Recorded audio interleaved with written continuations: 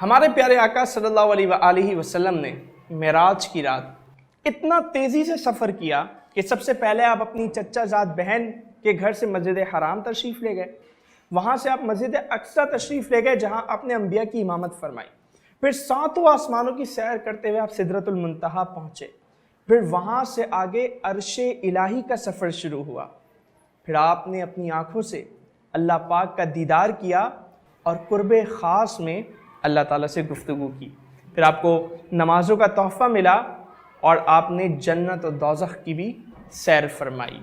واقع معراج سے آپ صلی اللہ علیہ وآلہ وسلم کی شان کا اندازہ ہوتا ہے کہ معراج کی رات آپ جس بستر پر آرام فرما رہے تھے، جب آپ معراج سے واپسی آئے تو وہ بستر اسی طرح گرم تھا، جاتے ہوئے آپ نے جس پانی سے وضو فرمایا تھا وہ پانی اب بھی بہہ رہا تھا، سفر معراج پر جاتے ہوئے جس ٹہنی سے آپ کا امامہ ٹکرایا تھا وہ ٹہنی واپسی پر بھی ہل رہی تھی، برسوں زمانے کی حرکت رکی رہی، نہ ناخن بڑے ہوئے نہ کسی کے بال، نہ پودوں کے قد میں اضافہ ہوا نہ درختوں کی جسامت بڑھی، برسوں کا طویل ترین سفر پیارے آقا صلی اللہ علیہ وآلہ وسلم نے کچھ ہی وقت میں طے فرمایا۔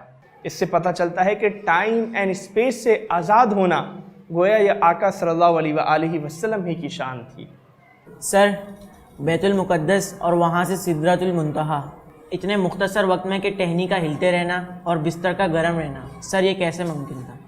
دیکھیں، ویسے تو ہمارا علم محدود ہے اور اللہ کی قدرت لامحدود، جہاں ہمارے علم کے سامنے فل اسٹاپ لگتا ہے وہیں سے ہمارے عقیدے کی ابتدا ہوتی ہے۔ میں اس طرح پریکٹیکلی سمجھاتا ہوں۔ فور ایگزامپل، یہ گھڑی ہے، اس میں سیل ہے، اگر میں اس کا سیل نکال دوں تو کیا ہوگا؟ گھڑی رک جائے گی۔ گھڑی رک جائے گی۔ بالکل اسی طرح کائنات اور اس کا نظام آقا صلی اللہ علیہ وآلہ وسلم کے وجود سے چلتا ہے۔ جب آقا صلی اللہ علیہ وآلہ وسلم اس کائنات سے باہر تشریف لے گئے، جب آپ ٹائم اینڈ اسپیس کی قید سے آزاد ہو گئے تو کائنات اسٹل ہو گئی، رک گئی۔ اسی لیے ہم کہتے ہیں نا کہ وہ جو نہ تھے تو کچھ نہ تھا، وہ جو نہ ہو تو کچھ نہ ہو، جان ہے وہ جہان کی، جان ہے تو جہان ہے۔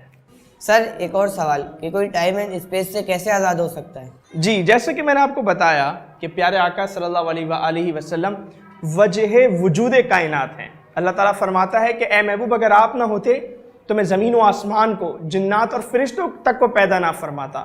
تو آقا صلی اللہ علیہ وآلہ وسلم کے کائنات سے باہر چلے جانے سے یہاں کا نظام رک جانا یہ ناممکن نہیں ہے، امپاسبل نہیں ہے۔ اور اگر ہم سائنٹیفکلی دیکھیں تو سائنس بھی انرجی ایکول ماس کی تھیوری مانتی ہے کہ اگر کوئی انسان روشنی کی رفتار سے سفر کرنے کا ہنر جان جائے تو وہ ٹائم اینڈ اسپیس کی قید سے آزاد ہو جاتا ہے۔